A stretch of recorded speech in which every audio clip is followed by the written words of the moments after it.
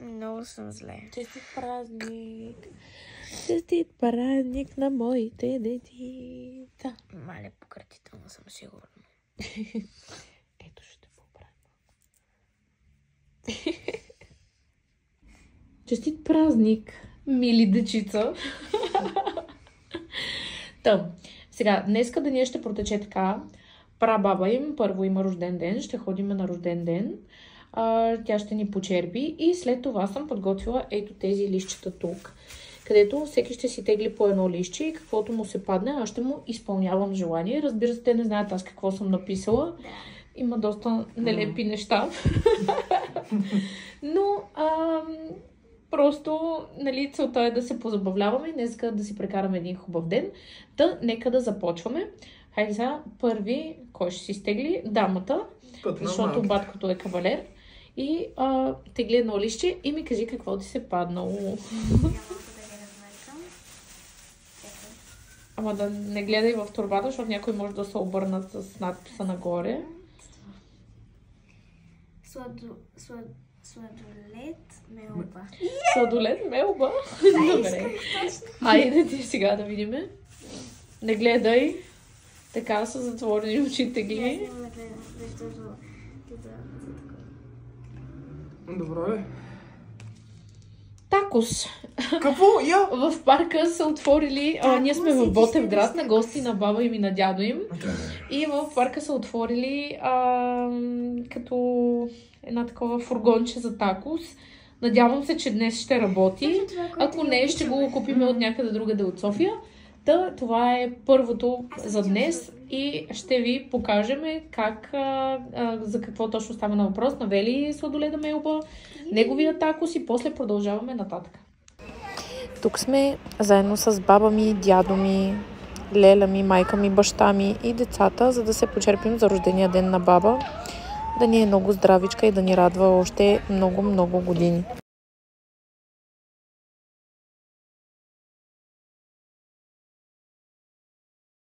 А тук Никола реши да подкара колата на дядо си, в смисъл превозното средство, понеже му е трудно да се придвижва и много искаше да се пробва.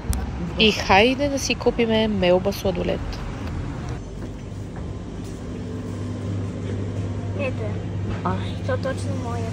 Твоят е точно. Вижда лъжичка си за някой. Така. Помощ? Къси. Май нямаш търпение. Леко си изцапаш там. Дай на брат ти да ти помогне. Ето е, тя е мастро. Това е да си хищник. Айде, давай.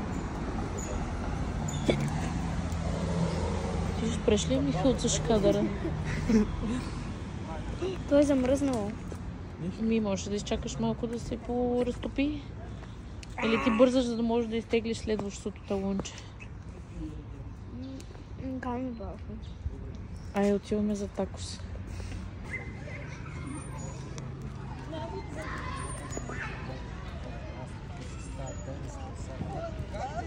Айде сега второ тегляне, ти си първи. Да. Немай да не ги събориш. Ама ти си го чети, не ми го показвай на мене. Подарък до 10 лева.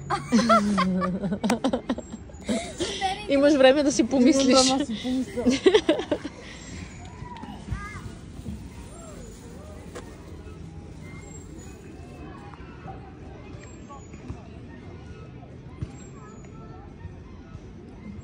Какво?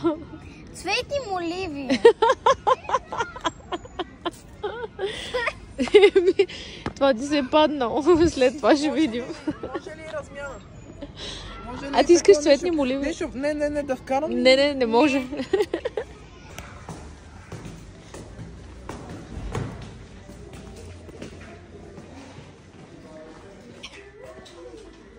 Имаш до 10 лева, може да си смяташ цените. Ти си търси моливи. Това не е честно. Няма да го представя, само си изхъбих. Не знаеш къде да си ползваш моливите? Да. Ми може. Ето ги моливите. Може да си имаш къщи някаква книжка за оцветяване. Искаме и тя. 3 лева. 3 лева. Добре, ето. Ти какво си избра? Колко е бюджет? Колко е? 27 лева. Не, няма шанс. Много е скъпо. Брат, в китайски магазин сме, се образяви си малко. Съжалявам, бюджета се спазва до 10 лева. Какво е това, мама? Виж и това, виж и това. Айде стига, това не е честно. Виляна, имаш такива, ама не от този магазин. Ай, като се за бижуто. Има чорапи, можеш да си вземеш. На Спайк, не на Найк. Мише, може да ми купиш един бански костюм. Нямам за морето.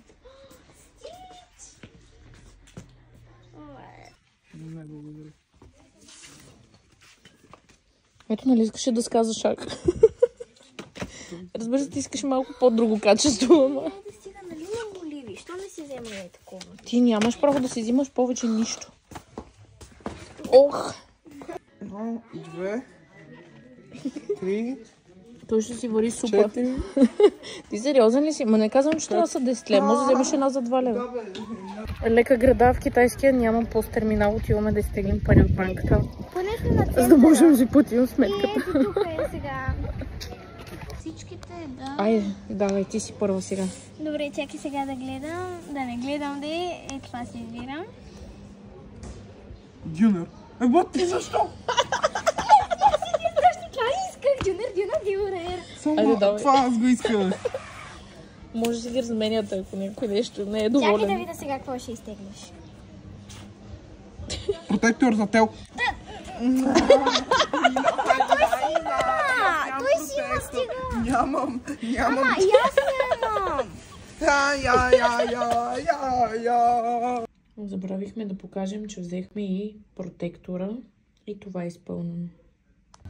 Айде, следващото тегляне вече ми писна от вас. Това е големи. Давай да, днеска.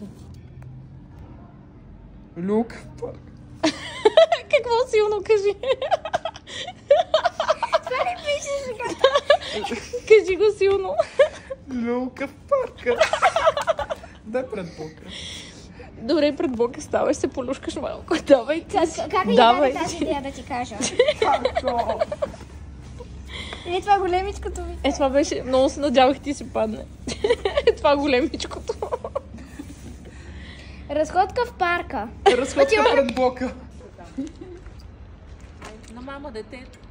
Майде малко по-силно, бе.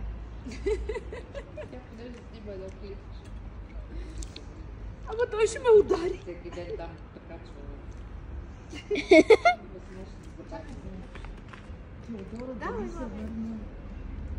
Давай, маменце.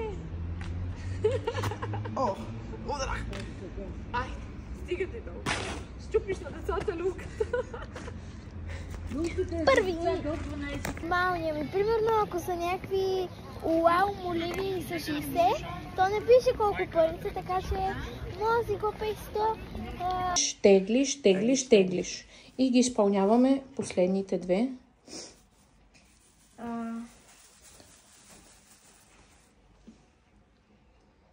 Бъбълти. Бах якото. Дори не знаех, че има такова. Киностич.